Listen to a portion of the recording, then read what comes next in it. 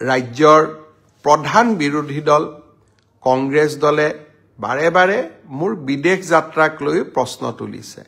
মই এটা কথা তেওঁলোকক বিনম্ৰতাৰে সৈতে কওঁ বিদেশলৈ মই কেবাবাৰো গৈছো আৰু বিদেশত হয়তো যাব পৰাৰ মোৰ নিজৰ ব্যৱস্থাও মই কৰি ল'ব পাৰো যদি বিদেশ যোৱাৰ কাবাৰ ইচ্ছা থাকে কিন্তু ৰাজ্যখনৰ মুখ্যমন্ত্ৰীজন যেতিয়া বিদেশলৈ যায় তেতিয়া তাত কোনেও পৰ্যটন কৰিবলৈ নাযায় স্বপ্ন এটাই থাকে ৰাজ্যখনৰ বাবে আমি কি কৰি যাব পাৰো ৰাজ্যখনৰ বাবে আমি নতুন কি কৰিব পাৰো আৰু সেই স্বপ্নৰ সন্ধান কৰিয়ে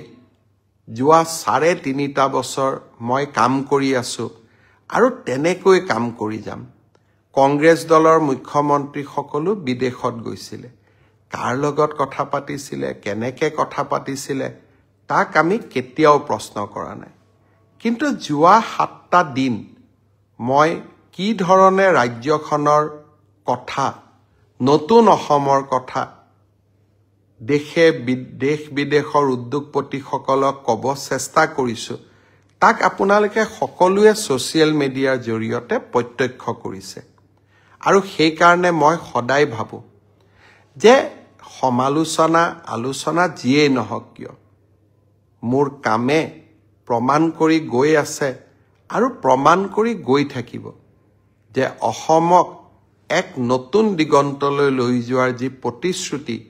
সেই প্ৰতিশ্ৰুতিৰ লগত আমি কেতিয়াও কম্প্ৰমাইজ নকৰো আৰু সেই ধৰণে আমি আমাৰ ৰাজ্যখনক আগুৱাই লৈ গৈ থাকিম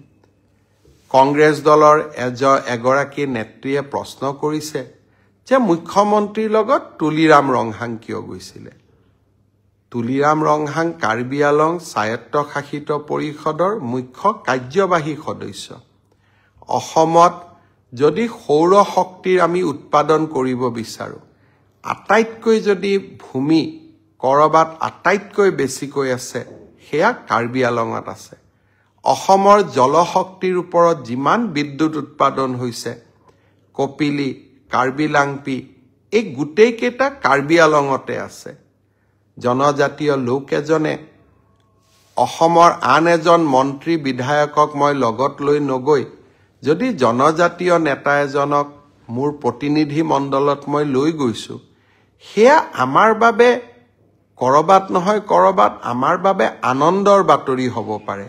হি কেতিয়াও সমালোচনাৰ বাতৰি হ'ব নোৱাৰে মই কংগ্ৰেছ দলৰ লোকসকলক আকৌ এবাৰ অনুৰোধ কৰিম যে আপোনালোকে আমাৰ জনজাতীয় সমাজখনক সন্মানৰ চকুৰে চাবলৈ শিকক আৰু তেতিয়াই মই ভাবো আমাৰ অসমখনে এক নতুনকৈ আমি সমন্বয়ৰ বাতৰিৰে আগবাঢ়ি যাবলৈ শক্তি পাম